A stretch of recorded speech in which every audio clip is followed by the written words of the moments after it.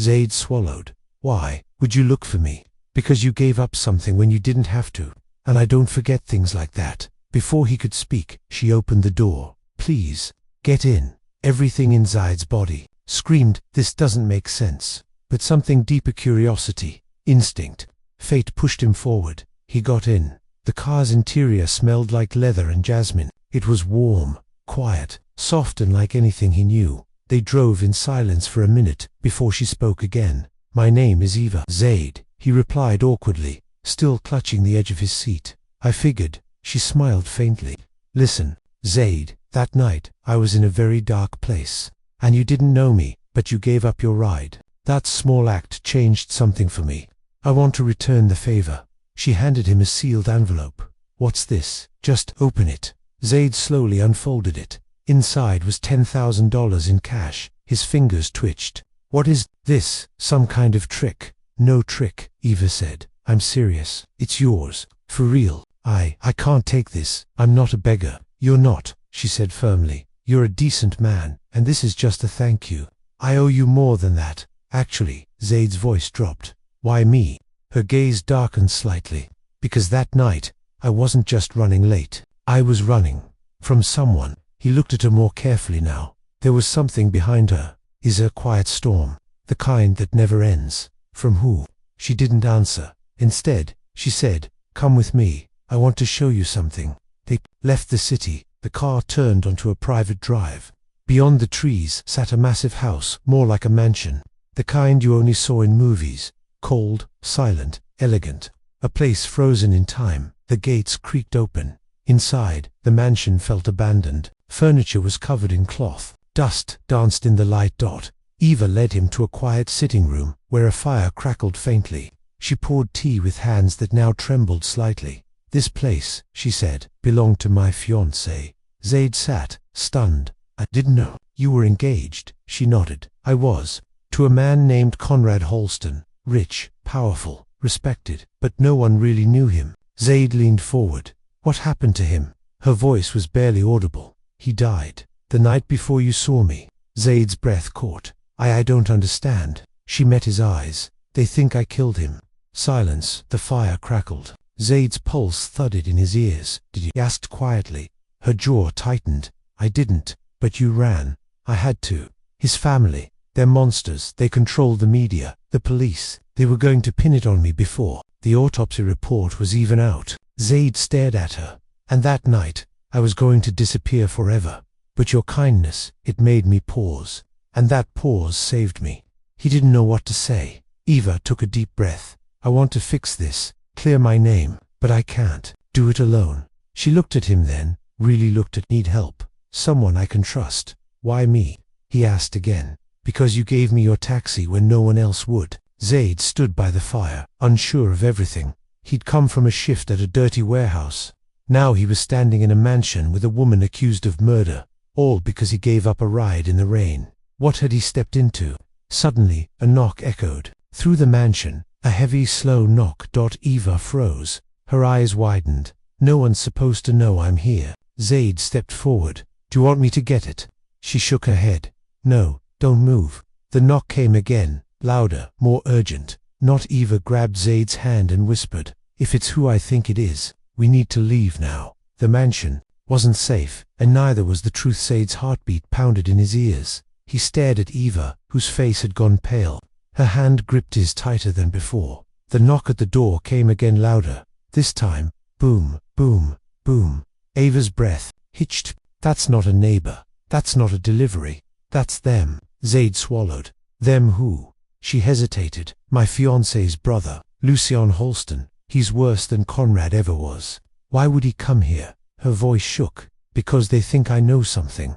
And they're right. The knock stopped. A pause. Then the faint sound of a car door slamming shut. They're not leaving, Eva whispered. They'll come around back. She darted toward the hallway. Come on, I have a way out. Zaid followed her through dim hallways, past portraits with covered faces and chandeliers veiled in cobwebs. The whole mansion felt like it had been abandoned by time. A place once filled with power, and now only holding secrets. Eva pushed open a narrow pantry door and led him down a steep staircase. They emerged into a wine cellar. then through a side door, and suddenly they were outside, in the cold night again. "Where are we going?" he whispered. "I parked a second car in the woods out back, for emergencies." "You were planning to run again?" She stopped walking and looked at him. "Wouldn't you?" Zaid didn't answer. They reached a sleek silver SUV hidden under a tarp. Eva tossed him the keys. "Drive, we can't stay here." Zaid hesitated, then jumped in. The car roared to life. Gravel crunched under the tires as they sped away, weaving through the dark trees until the mansion was a blur in the distance. 30 minutes later, they were back in the city. Eva directed him to an underground parking garage below an old apartment complex near the waterfront. Once they parked, she let out a breath that had clearly been trapped inside her for days. Zaid turned to her. "Eva, you need to tell me everything. No more half stories." She nodded, wiping rain from her cheeks. "Okay," she said softly. "It started 3 months ago." Flashback. 3 months earlier, he'd met Conrad Holston at a fundraiser for abused children. He was charming, polished, respected. The Holston name meant something in Canadamony. Influence, legacy. He swept her off her feet. Lavish dinners, jet trips to private islands, security details. But after a few weeks, cracks began to show. He was controlling, demanding. He didn't like her. Working, he wanted her isolated. She brushed it off until she found the files in his office. He was laundering money through several Holston-owned companies, Eva explained. And worse, there were photos, documents, and ledgers about illegal pharmaceuticals being tested in low-income communities overseas. Zaid blinked. He was doing what? Testing dangerous drugs on people who couldn't say no. Refugees, abandoned women, even children. She paused. "I confronted him." Zaid asked quietly. "What happened?" "He got violent. The first time, I had bruises. The second, I had a cracked rib." Zaid clenched his jaw. "I was going to go to the press. I had proof. But then he died."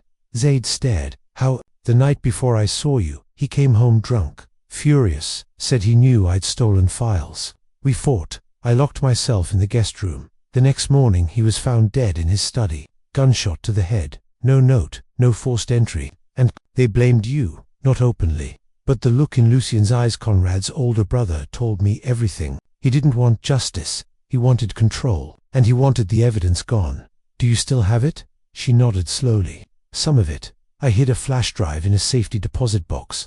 Only I know where it is."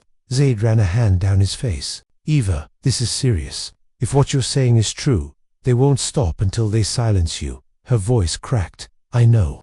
They entered the apartment. It was small, sparse, and nothing like the mansion. A safe house, clearly. There were blackout curtains, emergency food, and burner phones. Zaid looked around. "You've been living like this for 2 weeks." Eva nodded. "I couldn't go to the police. The Holstons fund entire departments, and if I went to the press without protection, I'd vanish before morning." Zaid sat down slowly on the edge of the sofa. His head was spinning. He had been living paycheck to paycheck, eating noodles at midnight, carrying crates in the cold, and now he was in hiding with a woman who had once lived in a mansion, engaged to a billionaire, and now accused of murder and holding evidence of a global crime, all because of one act of kindness in the rain.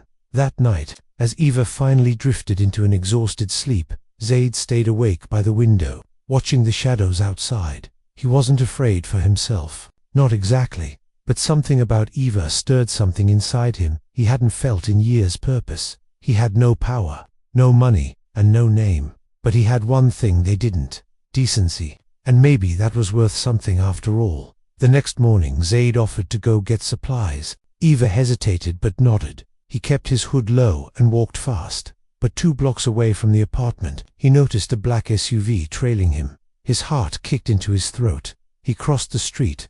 The SUV turned the corner behind him. He ducked into a coffee shop, pressed himself against the back wall, and watched. The SUV stopped at the curb. 2 men in dark coats got out. Not cops, not press. Too polished, too silent. Zaid cursed under his breath. He slipped out the back alley and ran. When he burst into the apartment again. Breathless, Eva sat up with a gasp. "They found us," he said. "We need to move now." She didn't ask questions, just grabbed a bag and the backup keys. They were out in 3 minutes, in the car. Zaid looked at her. "Eva, what exactly is on that flash drive?" She looked out the window. Contracts, names, video recordings, secret medical trials, emails. It could bring down 3 pharmaceutical companies and take the Halstons down with it. Zaid exhaled. No wonder they want you gone. They drove to a motel outside the city, on old dusty place where no one would ask questions. That as Eva slept again, Zaid turned on the bathroom fan and pulled out his old laptop. He started researching. He looked up Conrad Halston. Died suddenly. Suicide suspected. No official investigation. He looked up Lucien Hall. Nothing but curated interviews and glowing profiles, until he found something odd: a missing woman's report from 5 years ago. A whistleblower. Last seen near a Halston facility. Never found. His blood turned cold. This wasn't just corruption. This was a cover-up machine. The next morning, Eva sat across from him at the motel table, sipping terrible coffee. "I'm tired of running," she said. Zaid nodded. "Then let's stop." She blinked. "What do you mean?" He leaned forward. "Let's go public, but not alone. We find a journalist who can protect you. We give them the files. We make noise before they silence you." Eva stared at him. "You'd do that for me?" Zaid gave a small, tired smile. "You helped me see that even nobodies can make a difference." But just as hope sparked in her eyes, the motel door creaked. They both froze. A shadow slipped past the window. Eva whispered, "They found us again." Zaid reached for the lamp. The knob turned slowly. He mouthed, "Run. The truth breaks free." The doorknob twisted. Zaid held the lamp like a weapon. Heart-pounding. Eva was frozen. Her fingers wrapped tight around the flash drive she had retrieved from her bag minutes earlier. She met Zaid's eyes and nodded. The door burst open. Zaid swung the lamp but stopped mid-air. "Whoa, it's me. Don't hit me," a voice shouted. A young man in a wrinkled grey hoodie stood in the doorway, hands up. Eva's eyes widened. "Kyle." The man's face softened. "Eva, thank God you're alive." Zaid blinked. "Who the hell is Kyle?" Eva lowered her hand. "He's my cousin. My mom's sister's son."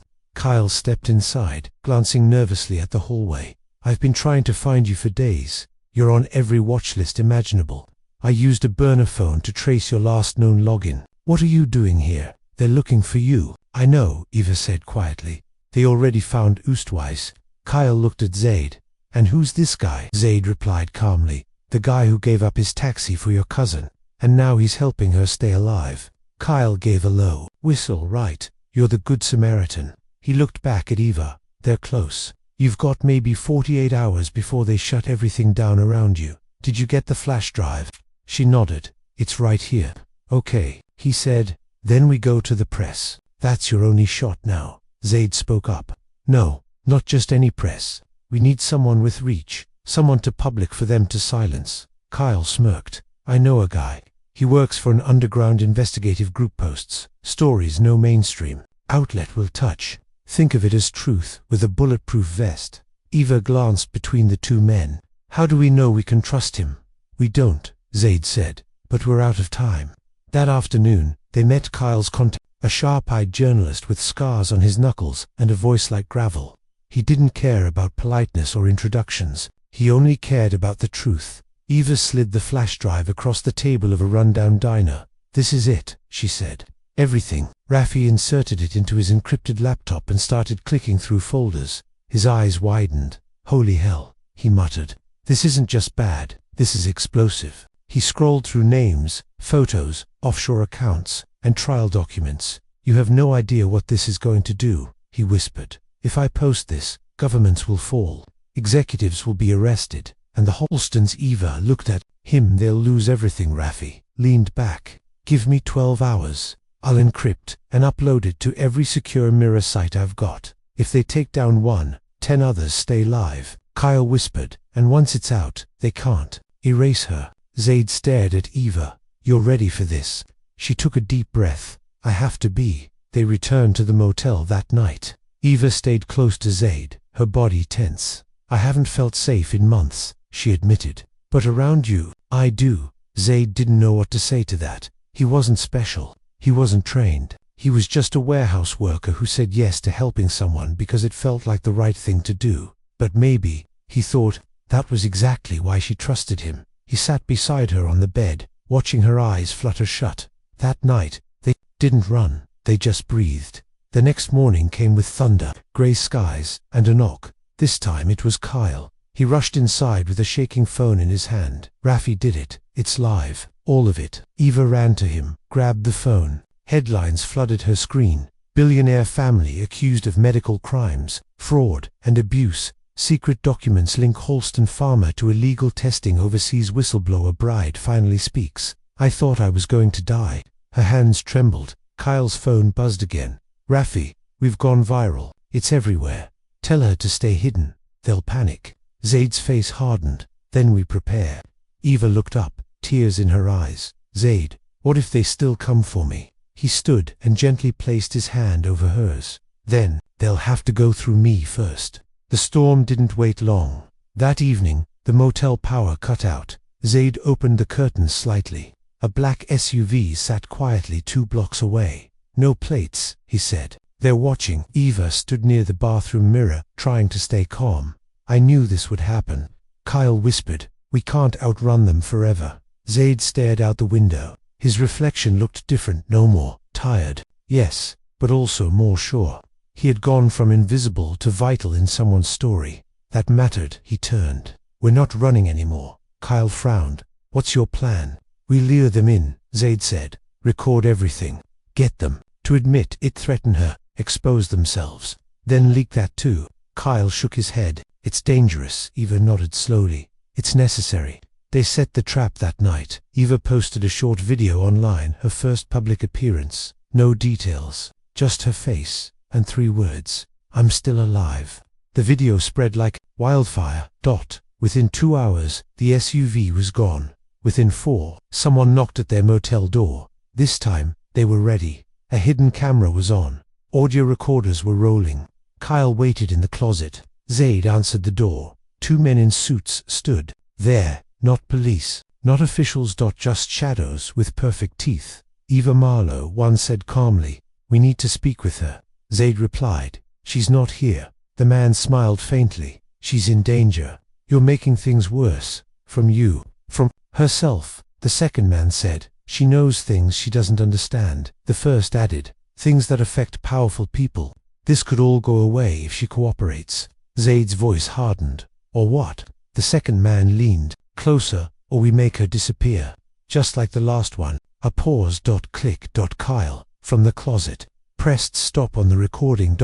Eva stepped out from behind the wall. "You just confessed to threatening me on tape," she said coldly. The men's faces twisted, but it was too late. Kyle hit send. The confession was uploaded. Paired with the previous files, it was devastating. Within 24 hours, multiple government officials were suspended. Within 48 hours, Lucien Holston's photo was broadcast worldwide as a person of interest in multiple disappearances. By the end of the week, Interpol had issued arrest warrants. Eva sat on a park bench days later, eyes closed, face to the sky. Zaid sat beside her. She whispered, "It's over." He smiled. "You made it out." She turned to him. "No, Zaid, we made it out." He looked at Harrielli. Her face was different now. Not broken, not hunted, free. "You're not going back to that mansion, are you?" She shook her head. "I'm starting over. Somewhere small, quiet." A pause. "You could come with me." Zaid's breath caught. "I'm just a guy who gave up his taxi." She smiled. "And I'm just a woman who never forgot it." But just before he could answer, his phone buzzed. An unknown number. He answered. A woman's voice spoke, trembling. "Is this Zaid Khan?" "Yes, I saw what you did for Eva. My name is Layla, my sister. She worked for Holston Pharma. She disappeared 3 years ago. I think she tried to report something. I need help." Zaid froze. Eva leaned in. "Who is it?" He looked at her. "Another life. Another person reaching out from the dark. Another storm." Zaid spoke softly into the phone. "Tell me everything." The final reckonings held the phone to his ear, heart heavy as he listened to the trembling voice of a stranger. "My sister's name was Sana Ali," the woman said. "She worked in Holston's trial department. 3 years ago, she vanished. The police said she ran off with a boyfriend, but I know she was scared. She left a voicemail the night before, said something was wrong at work. She was going to blow the whistle." Zaid's stomach dropped. Another voice lost in the silence. Eva watched him quietly. "We can't ignore this." Zaid nodded. "No, we're not done yet. The next morning, Zaid met Eva and Kyle at a small cafe off the grid. They had ditched the safe house and now used prepaid phones and cash. Eva had changed her hair color. Kyle wore a hat low over his brow. Zaid had become the one people watched for protection. He never imagined that role, but it fit him now. Zaid laid his phone on the table. That woman Layla, she has a voice recording from her sister. She played it for me. He hit play. They're testing something new. It's not safe. I saw a patient collapse yesterday, and Lucien told me to erase the file. I can't do this anymore. If something happens to me, tell someone, anyone, please. Silence followed. Kyle looked sick. Eva closed her eyes. She died trying to stop them. Eva whispered, just like me. Zaid leaned forward. We expose that too. This time, we show the victims, their names, their families. We give faces to what they buried. Kyle nodded. Slowly, but it'll be dangerous. You go after the dead. They threaten you. You go after the truth. They destroy you. Zaid looked him in the eye. Then we give them something they can't erase, a story too loud to silence.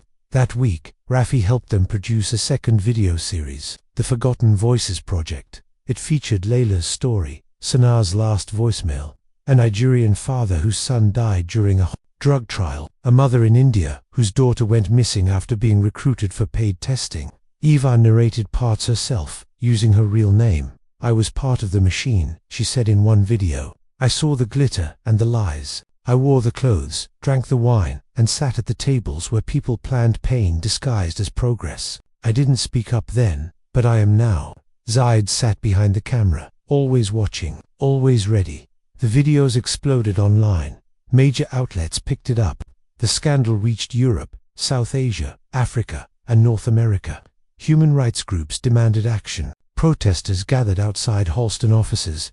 And then, finally, it happened. Lucien Halston was arrested. Interpol released footage of his surrender at a luxury estate in Geneva. His lawyer stammered something about misunderstandings. But the world wasn't listening. Not anymore. A week later, Zaid stood in front of a courtroom, watching Eva give a final statement in a private inquiry. She wore no makeup, no jewelry, just honesty. I'm not a hero, she said. I just couldn't live with being a coward anymore. I didn't fight back until it was almost too late. But people like Zaid reminded me that kindness is still powerful. That courage doesn't always come with cameras. Sometimes it starts with giving up a taxi in the rain. Zaid's eyes stung. After everything, she still remembered that moment. Eva was officially cleared of all charges. The coroner's report buried before her innocence. The gunshot wound on Conrad's body didn't match the weapon in the house. It was planted, a cover-up that failed. Eva walked out of the courthouse free, but changed. So was Zaid. They returned to the park bench, where it had all started to make sense. The sun filtered through the trees. Eva sat beside him, quiet, content. I've been offered a place on the board of a global health watchdog group, she said. They want me to help make sure this never happens again. Zaid smiled. You'll be good at that. I'd rather just disappear with you and live in peace, somewhere far away, he chuckled. You'd be bored in a week. She bumped her shoulder against his. Maybe, but I wouldn't be alone. Zaid looked at her, really looked. You're not alone now. A pause. Neither am I. That night, they visited Layla, the woman who had first called Zaid. She opened the door of her modest apartment with tears in her eyes. You did it, she whispered. No, Eva said gently. We did it. Layla showed them her sister's room untouched. Since the day she vanished, a picture of Sanaa sat on the dresser, young, bright-eyed, brave. Zaid stood quietly before it. She saved lives. People need to know that. Layla nodded. Thanks to you, they will. Over the next month, the dust settled. Eva started rebuilding her life, not in the spotlight, but behind the scenes, advising ethics boards, supporting whistleblowers. Kyle returned to school, now passionate about cybersecurity and activism, and Zaid. He went back to working part-time at the warehouse, but he wasn't the same man. He spoke with purpose, walked differently. People noticed. And then, one afternoon, his phone buzzed again. Eva, you free tonight? There's something I need to say. She met him at the lakeside, where the city lights danced on the water. Eva wore a simple blue sweater and no coat. She handed him a small envelope. Inside, a one-way ticket to Spain, a quiet town, a new beginning. There's a house there. by the coast. I bought it under a different name. It's quiet, safe, and I was thinking maybe we could fix it up together." Zaid raised an eyebrow. "What are you asking me?" She smiled, gentle, hopeful. "I'm asking if you're done giving up taxis for strangers and ready to start choosing your own destination." Zaid looked out at the water, then back at her. "Yes," he said. Then took her hand. 1 year later, the waves hit the rocky shore of a quiet Spanish village. Zaid stood on the porch of a small white house, wood in hand, fixing a broken fence. Birds chirped in the distance. Laughter drifted from the kitchen window. Eva stepped out, holding a baby. In her arms, she looked at Zaid. "They're doing it," she said. "Holston Farmer was dissolved. The victims' families are getting settlements, and there's now a fund in Sana Ali's name." Zaid took the baby into his arms and kissed his daughter's forehead. "You see," he whispered, "truth wins." Eva smiled, tears in her eyes. "It started with one act of kindness, and now look."